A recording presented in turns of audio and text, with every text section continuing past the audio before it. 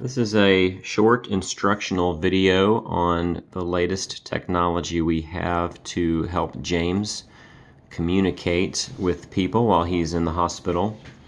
So in terms of the hardware, we have an iPad mini. We have this hook that enables us to plug up to 4 switches into it. Right now we're just using one. We have this switch that James likes. It's just a little button you can click.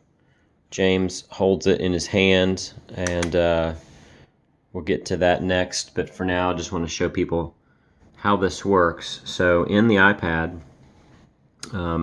software, they have several different things you can use to help people communicate. So this one's been set up so there is this, let me click it once, this scrolling line, and when you click it once it's going to stop, and then a horizontal line is going to drop down from the top. So I'll just use my hand here for a moment. On the first page we have pages. That's primarily what we're going to use for James to be able to type in a message to someone. And then on the second page I put some things. This will just be for him to use if he wants, but he has got the podcast of Chad and others on there if he wants to listen to something.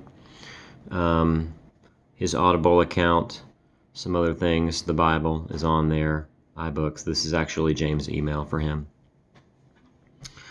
So primarily all we need to know is on the first page, if we want to go into pages, when that line crosses that app, I'm going to click it. All right, and then the second one drops down and it will just keep scrolling through. So it comes back up. When it comes up again, I'm going to double click.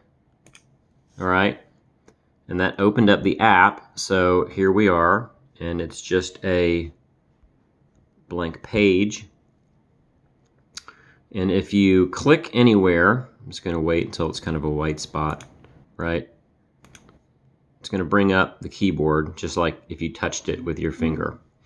If we want to type James, click on J, wait for this line to come down, click J, there it is. All right, we missed A. So just wait. I'll come back through, and this will be how James can type something for any of his caregivers. All right, A, wait for that line to come down, A, and we're going to wait until it scrolls across the M.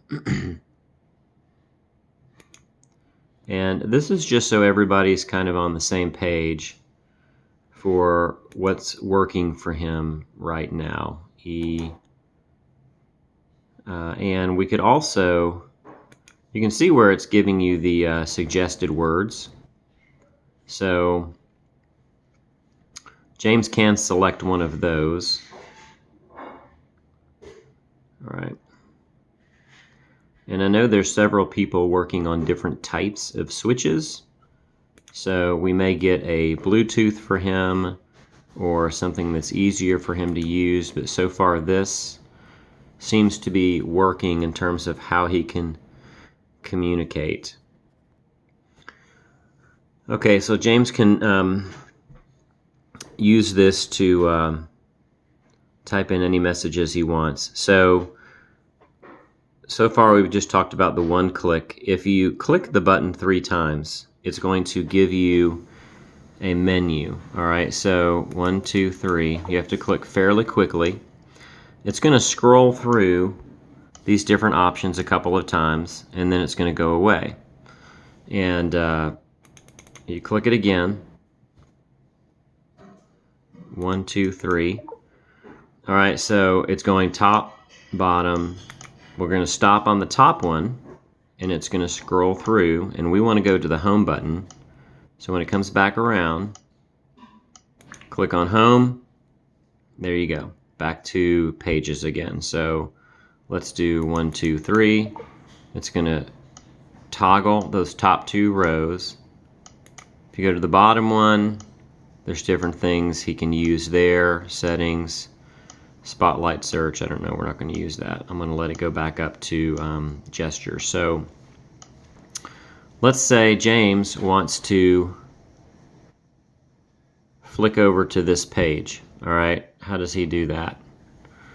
If you go 1, 2, 3, 1, 2, 3, all right, where it says gestures, click once to get the top row. It's going to start toggling through, and we're going to stop on gestures when it comes back around. Right there, and then flick is there. So we're going to stop on the top row. We're going to get flick. It's going to give you top and bottom. Go to the bottom. I think we want to flick left. So flick left, boom. All right, and there's that. So then from here he can do different things. That's basically how this works. I wanted everybody to know when you're with James, if he is awake and has enough energy, if we can work on him holding this in his hand so he can click it, then I think this is going to be the easiest way for him to communicate, and we'll go from here. All right, just so we can get a feel for how this works. That's fine. So there's James, there's the iPad doing what we had talked about, and then the trick is how to get this comfortably in his hand for now until Howard builds us a nice fixed holder for a button. But this is at least getting started clicking and trying to let James spell. Very good.